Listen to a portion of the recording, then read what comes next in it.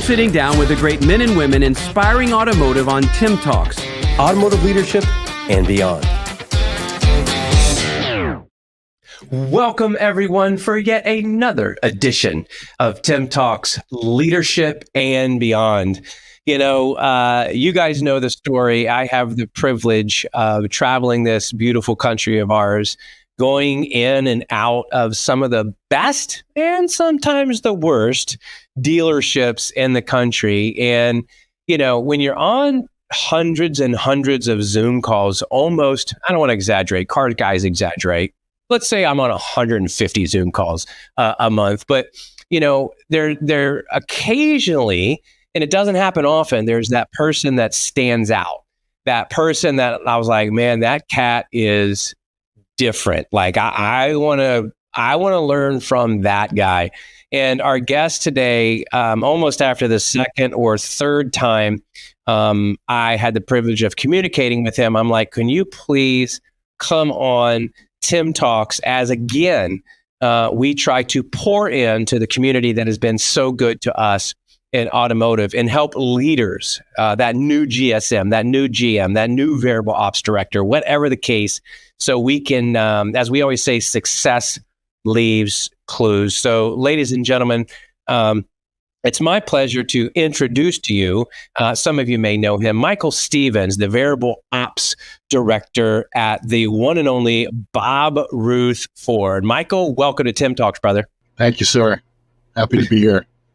Awesome. Well, I mean, let's just dive right into it, brother. I mean, tell me a little bit about your story. I mean, you know, how long you've been in automotive, you know, the path to Bob Ruth, you know, all the above. Like, take us up there, and then we'll unpack a little bit, you know, the differences that I saw in your leadership. And you know, it's one thing to say something, but when the numbers are immediately impacted, that's a whole other thing. So let the TimTalks listeners out there know a little bit about Michael. So I actually got in the auto industry in 2010, pretty fresh out of college. I was a new father at the time. I had some sales experience through college. I actually stopped for about a year and sold windows, did really well. Kind of put sales on the back burner as an option if I got out. Nothing else made a lot of sense. I'm also a chemistry minor, so it's just a passion of mine. Got into the auto industry at Stettler Dodge in York, Pennsylvania. I worked for John Giambalvo, his family of dealerships, for 14 years. When I came into that store, they were selling roughly 60 cars a month. It was originally owned by Dave Stettler, and John had gotten that store in a buyout. And when I left, they were doing roughly 140 cars, 150 cars a month, quite a bit of gross and variable. My reasoning was the world at the time, we all know during COVID, took a huge uptick for all of us and then a huge downturn. And at that time, I had a very young daughter that I was missing a lot of time with. And honestly, and this is no shot at the dealership I came from, but culture was never the way I thought sales should be. I was kind of brought into that, throw them into the pond, either they swim or they sink. Fortunately for me, I could sell and I could deal with a little bit of that environment. But what I learned was, over time, turnover was a problem. Culture was a problem, and people weren't necessarily happy to come to work. And the one thing I always wondered was, why does nobody notice this? Why isn't this a topic in our Monday morning sales meeting about why nobody wants to be here? It's doom and gloom, you know, and sales is exciting. This is fun. We sell relationships. That's a really fun thing to do. And I found myself falling into that, and I actually model it with my employees. I talk about it in my meeting every morning is, at 6 o'clock on Sunday evening, this feeling hit me, and we can all level with this feeling of, I don't know if I want to go there tomorrow. And this negative thing kind of came over me of like, I got to get ready to go there, and I don't want to go there. So that led me to Rob Ruth. I actually found Rob Dell, his vice president, through Joe Farquhar, who is a Zurich representative. And I was a pretty good seller for Zurich and had a really good relationship with him. And he just wouldn't let me go. And I got out of the car business. I was a general manager in a gym here in Harrisburg. I was loving my life. Not a lot of easy. It was easy, but it was boring. Joe Farquhar put me in touch with Rob Dell, which led me to Rob Ruth. And believe it or not, Rob Ruth and I have a lot of connections through gratitude, intentions, being good humans, caring about people, building relationships things that most humans kind of don't find till later in life. And we really hit it big through that in our own connection. And I asked him for the opportunity to, if I was going to do this, to allow me to do it that way. And believe it or not, that's already his belief. He loves his employees. He runs a business like I've never seen. He cares about his people. And people can say that, but to do it, I believe you see it in production. And this store is one of those ones that you can step back now and look, we've said we're going to sell 1,000 cars in a month, and we're on the road to it. And we're on our way there. You touched on something that we've talked about multiple times in here with multiple guests getting ready to, whether it's Lynn Hudson, whether it's Damien, whether it's we've got several podcasts in the can per se. And I want to talk about that word gratitude for a little bit. A lot of us, I started a very long time ago selling cars and, had sales orders wadded up and thrown at me and, checks lit on fire and literally like seeing everything. Talk about that mindset of gratitude in your store. And by the way, we'll get to the numbers in a little bit, but obviously nothing confidential. But the impact that you've already made in that store is pretty exciting. But talk about that gratitude word. When again, there's a lot of words that people throw out there. Culture. I call them Sunday school words, right? Like everybody go to culture and gratitude. But what does it really mean, and what does it really look like? What does that mean to you? I'll take it down. It simply starts with a morning routine, and that's where most of us foul up is in our morning routine. You have to do things daily to allow yourself to lean into your day.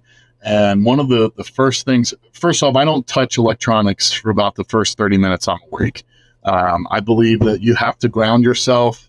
And people will give me crap for it, but man, being grounded and being prepared to lean into your day is number one. Then I do journal, and the first thing I enter in my journal is 3 things I'm grateful for. And, in the beginning, when you first start doing this, you kind of look at it like, well, I'm happy to have my job. I'm happy to have my family. I'm happy to have, and we all kind of have those things, but it's deeper than that. And what I found is it's having grace in the simple things, meaning I can take a breath. I can walk to my bathroom. I can answer my phone. I can see what my breakfast on my plate looks like. I can do things. There's just, you can really make it. Does this sound familiar? This was not rehearsed, ladies and gentlemen. Was not rehearsed. Yeah, Unbelievable. You have to make it. And when I say it, like, I think you just hit on it. Saying it is one thing. Saying it is generically one thing, but to actually do it. What I found here at Bob Ruth, what has happened is people, when they buy into it, they start to replicate it. And one of the things I've used in my morning meetings to get people to see is to walk around. I go around the room and I say, what are you grateful for? Tell me why you're here. And that's another part of it is my why. Why am I here? Why am I doing this? Most people will tell you, well, I have bills to pay, or now at the end of the day, that's not a why.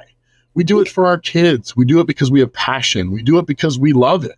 And if you can harness that why and have gratitude at the same time and have good intentions, you can do anything you want. And I don't know if I will share this one thing that was life-changing for me. It's a book called The Secret.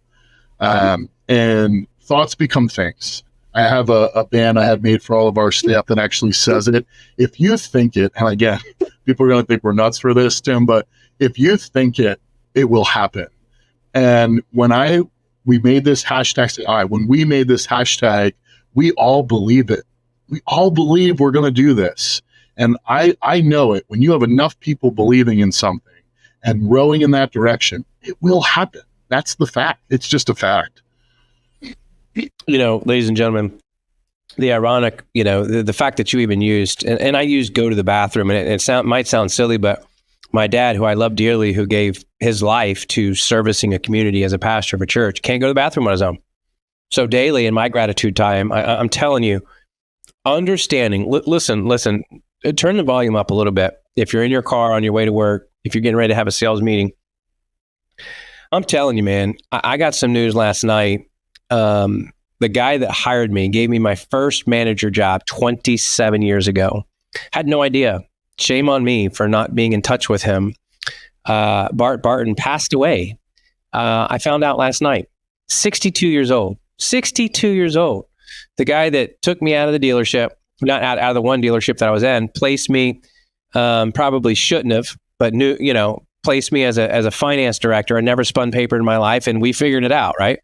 And That's right. but that guys, I mean, we worry, and I'm preaching to myself right now. We worry about the littlest stuff, and at the end of the day, this isn't a sermon, but we're not promised tomorrow. I mean, what do people say about you when you're gone?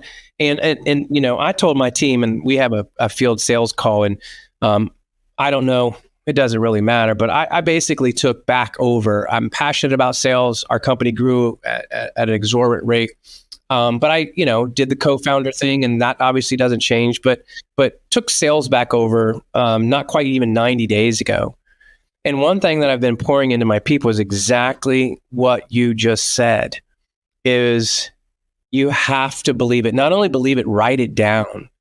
And the problem with a lot of dealerships, and I've seen it, and obviously I'm not going to call the bad ones out, we have an industry of leaders, whether that's whatever title, general manager, GSM, sales manager, pre-owned manager, whatever that title is, that unfortunately become the smartest people in the room. And they go to a conference, they go to a digital dealer, they go to an NADA, they have their friend that says, and then they come back to the store, and then they make these radical changes, right? These radical changes, and then they last 3 weeks. They last 4 weeks. But let's be real, reactionary, number one. The most of they're reactionary. And I will say this is all sales guys. We can all admit it. We're the easiest sell in the room, period. Yep. So when we get all the jazz and we get all that, we go, well, we got to have that. I'm going to change all of our process. And I'm going to say this. We've gone back to the basics. We've gotten brilliant at the basics. Rob we have a VIP experience here. We will sell you a car however you want to buy it. You don't want to come in. You don't want to text. You don't want to talk. You want to text. We'll do it however. We know why people don't want to come to the dealership. We get it. And we're willing to hear that. And that's one thing that sets us apart. To what you said earlier, Tim, about worry, 80% of things you worry about don't ever happen. Never happen. So Amen. People live that way, thinking like, I got to worry about this. Why? Most of that stuff never even happens. It's the reality. The one thing I will say, though, here that is different, and I think this is where most dealers, because you mentioned about buying products, they go to these seminars, come back, we got to do this. Where you got to do all your work is your people. And when you're willing to spend your time getting to know your sales rep, your parts counter representative, your service advisor, your lot guy, we took a lot girl who is now almost head of marketing, because she came to me one day and said, listen, I made this video. Tell me what you think. I watched the video and I was like, oh my Lord, this girl is talented. We gave her a shot. We believed in her. And now she's killing it. And I think most companies are afraid to do that. And I will say this to your point about my mentor put up with a lot of my crap, number one. But he gave me an opportunity to be successful because he saw something in me. And I think that's most of us that came from the old school car arena is somebody gave us a shot. That's how all this happened. Well, the truth of it is everybody wants a shot. Everybody wants to be a part of something great like this. If you bring them all in and you make them feel a part of it, you get buy-in. And when that buy-in happens, that's when things start to really change. I mean, when we got buy-in for, like, I'll give you the number one dealer complaint is daily activities. How do I get my people to call and follow up, right? The number one thing. Well, we made it part of our soundboard. We have activities. We check in twice a day. We look to see where people are, and we're not negative. If you're behind, we go, hey, listen, let me pull you aside. Do you need some help with your activities? You've been delivering some cars. You've had some ups. What do you need? We hold them accountable to it, and it takes 67 days to make a habit. Got 18 salespeople now who get all their activities done by 4 o'clock every day because we care, because we're willing to help them. We don't jam it down their throat and say, we're going to fire you if you don't. We're going to send you home. We help them. We help them. So I think a lot of dealers, and I'm not calling anybody out for anything other than you have to be a human. Go back and look at how we experienced the car business when we went through it and the things we would have changed. Because these are all things that you and I, based on our history, we would have changed when we got into management. We want to feel cared about. We want to feel like we're important. We want to feel like our daughter's gymnastics practice matters instead of, you can't go to that. You got people coming. Or feeling guilty for taking time off right. for your family. You want your people to love their family and be, that's what motivates them when they come. That's their why.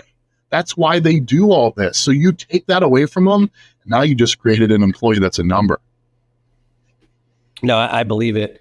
In fact, not only do I believe it, you said something about the book, The Secret, and some people are maybe bought in, may not be bought in, but I will believe. I told my team this, and I'm not sure when this podcast is going to air.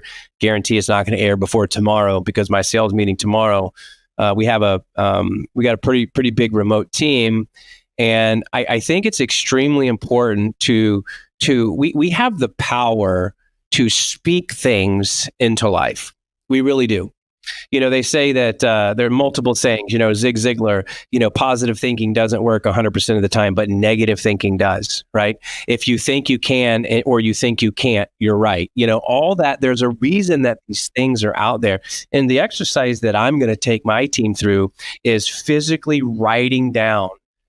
We have our goals on where we're going to be this month, but if you don't write your own goals down, I think that is a big mishap. And for years, I didn't until now. I literally have notebooks plastered all over my office of what we're about to do. Big whiteboard behind the camera here of what we are going to do. So the thing that I'm going to challenge my team based on believing it and no magic wand, but our mind is, we've had since we've taken this back over, we've had a drastic change. And we talk about the renewing of the mind, but you hit on it. When people are happier at home, it just makes them better at work. Yeah. This isn't rocket science. Right. And I'm going to take them through the exercise of, I am fill in the blank. Listen, I am the best daddy on the planet. I am the best husband on the planet. I am the best, whatever I am, tech founder on the planet. We are going to hit these numbers. And when you write those down and when you work on being a better daddy, a better significant other, a better whatever, and work on that, even with the news of Bart passing away, I'm like, are you freaking kidding me right now? I mean, what if today, I hate to get morbid, but that's a reality. What are people going to say about you when you're gone? What impact, other than a few dollars, are you going to leave behind? That makes a difference. And people say, and the people that I've had on this podcast since we've revamped TimTalks are incredible freaking humans. And those are the type of people that go into a dealership, same dealership, whether it's Patrick Abad, whether it's you, Michael, going into a dealership, he's been there 5 years, was selling, now he's selling 5X, largest store in Georgia. Same location, same building. People. It's just people. People. That's all it is. When you said it there, I always say that I am, I can, and I will. Those are three things I always remind myself. I love that. I am, and I can, and I will. I am, I can, and I will. And one of the things that I will tell you, you really hit it with legacy. So in my previous career, we all have goals, right? We want a home, we want cars, we want a fully furnished home, we want to take vacation, all the American dream, all the things kind of filled in that bubble of what it is. Well, that changed for me. At a very young age, I had most of that. I was able to experience that. And I realized, well, is this it? And there was a moment there in between. And that's when I did, in fact, leave the car business. And I took a lot of time. And when I met Rob and I came into this environment, I realized what I was here for now was a legacy. And you said that word earlier. And I'm going to say this to you. I don't have a son. I actually have a daughter who knows if she'll want to be in the car business or not. She's a little salesperson like her dad. But I want to leave a legacy. And that's what actually braided me with Rob Ruth is Rob wants this to be, he cares about his people. He doesn't want this Taj Mahal dealership with, we're in Dillsburg, Pennsylvania, people. We don't have a Taj Mahal dealership. This doesn't look like what you see. But legacy.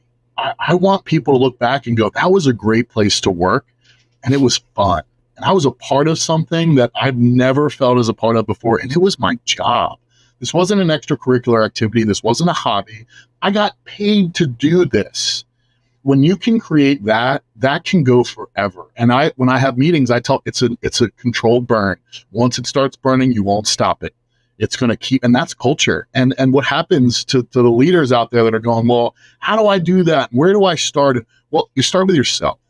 You start holding yourself accountable to this daily activity, to this morning routine, to this, have a morning meeting every morning. I'm going to plug Glenn Lundy's book, The 800 Club. Fantastic organization, has helped us with a lot of organizational things to get our staff, prepared for their day and not being negative and staying positive.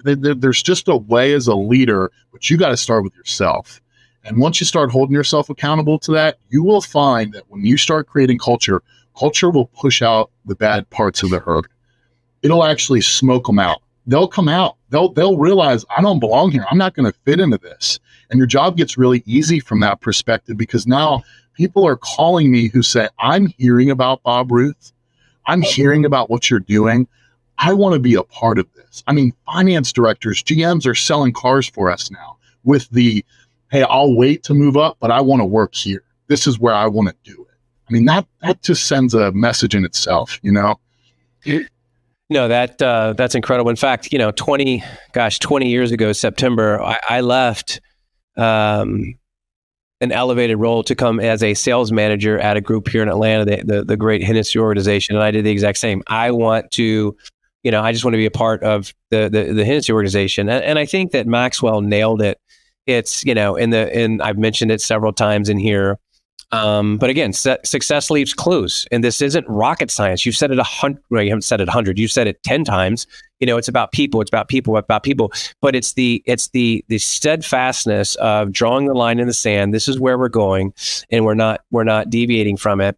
But it's the law of attraction. Something's going on at Bob Ruth Ford. There's a magnet there, man. There's a magnet that pulls it. And when you tell yourself that you care, the one thing that you have to remind yourself is it really a relationship? Do you really know their kids' names? Do you really know what they do? Do you really know their goals? Do you really know what's going on in their life? Do you really understand them as a human being? And that's where leaders, not bosses, not managers, leaders, that's where they grow from. They come from a place of, and these people, they'll follow you anywhere because they believe in you. They're bought into what you're doing because they know you have their back. And I really do. There's not much I wouldn't do for anyone on our staff here. That's a culture I'm going to give credit where it's due. That's Bob Ruth to the core. That's the human being that he is. I've never met an owner that was completely geared that way. Rob is just built different. That's the truth. No, it starts there, because you also have to have leadership. Whoever you call boss, you have to have leadership that's going to allow you to do it. And it's not going to come in and go to one of those meetings like we talked about and want to rip everything up and be steadfast. But it's the law of attraction. Something's going on here. Then the law of duplication, allowing people to, you don't want to create, we always talk about on social media, well, I've got this many followers. I got this many leaders, right? I've got little leaders, right? That are little models. And look, people need to be a lot better than me. But what I'm saying is the way we've done things, it's pretty simple. Another one, Tim, quick, is people are afraid of talent. They're what? They're afraid of talent. Oh, yeah. You can't. Yeah. I've hired ex-GSMs. I got spin and paper and finance who are fantastic people who are more talented than me in some ways. You can't be. I want all the talent in this building. I'll take it all. I'm not afraid of that. And that's another thing I took from Rob Dell and Bob Ruth is that we're not afraid of that. We want talented people. Even if you're better, that doesn't matter. We want you on our team. 100%. You hit it right on the head. I've said it again. Success leaves clues, guys. The biggest problem in any dealership, any business, period, insecurity, pride, and they're usually one and the same. Oh, everybody's jockeying for position. I can't hire them. All that. I understand. Like a lot of people know Bob Lanham. Bob Lanham is better at a lot of things than I am. Joe Gilmore, former dealer principal, owned multiple dealerships in the Detroit area, way better at a lot of things than I am. That's okay. Sure. I'm going to stay in my lane and do, as some people say, Tim things like this, pour into people, preach the good news of car now and what we're doing. So we have to be comfortable being uncomfortable, but we have to be comfortable if we truly want to move the ship forward. We have to be okay. And that starts with humility in dealership. I think there's a fine line there, Michael. I think that, when people talk about humility, oh no, woe is me. No, there's a big difference between, conceit and confidence. I'm going to take conference every time. Unfortunately, in our business, the reason that people don't grow, the reason that they still say, it's like you were at you've been in the gym world for a long time, and I started out very young, and that's all I did, and now, Michael, I'm officially skinny fat. And skin, you know what skinny fat is? I do. I understand that pain. Yeah. My arms got skinny, my belly got fat. I'm getting ready to be a grandpa, but I'm trying, right? I have 2 abs. I have 8 ab. So anyway, one, right? I have 1. I have an oblique when I stretch my arms up, Right. or not. Yeah. So anyway, so I think that it's extremely important. It's just like going to the gym. You have some people that go to the gym and they've gone for years and they look exactly the same because nothing changes in the kitchen. There's no nothing changes. They don't grow. They don't grow. They don't get lean. They get same thing. They go. They hang out by the machine for And this isn't a health and fitness show, but it's just a fact, right? They hang out by the machine. Leg press looks good. I know what it can do, but I'm going to talk to my buddy for 25 minutes, and it's about time to go. So what we're trying to say is, if nothing changes, nothing changes. These basic principles that you guys, TimTalks world out there, listen, that you've heard. We don't rehearse these.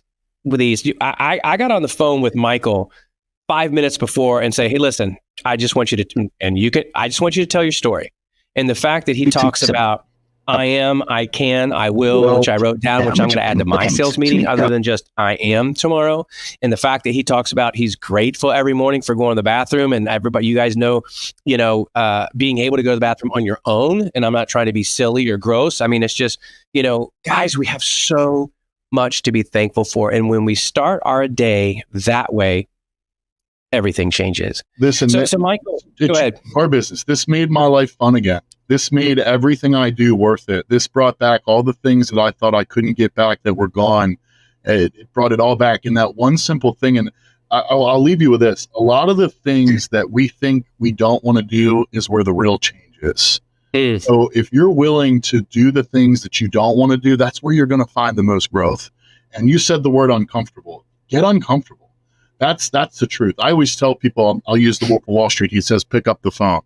Well, most of us are still afraid because we're going to get an objection. We're going to get somebody who isn't nice. They don't want to talk to us. Pick up the phone. Have some gratitude. Have some good intentions. Make a relationship with somebody, and you'll change your entire day. It's fact.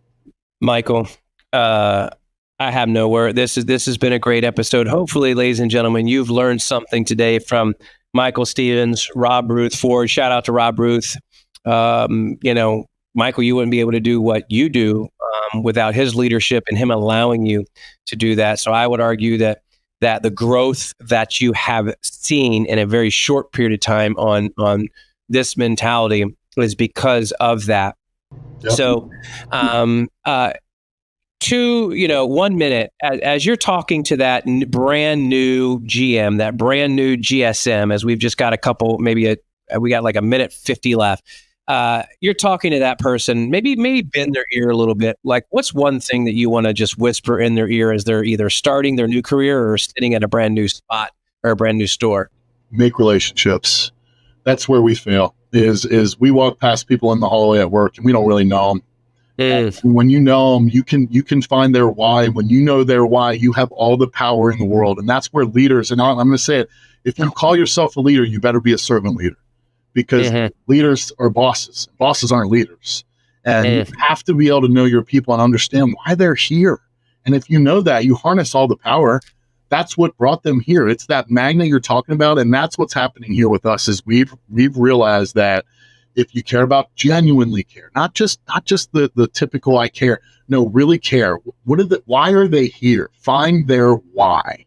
And when you know that and they know that, you can continue to remind them of that and help them stay on track for what you need them and they need to do to be successful. So be a servant leader. That's the truth.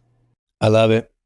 Success leads clues, ladies and gentlemen. Thank you so much for taking your time, whether it's on an Apple Podcast or wherever you tuned in to TimTalks. We're so grateful for you. Thank you.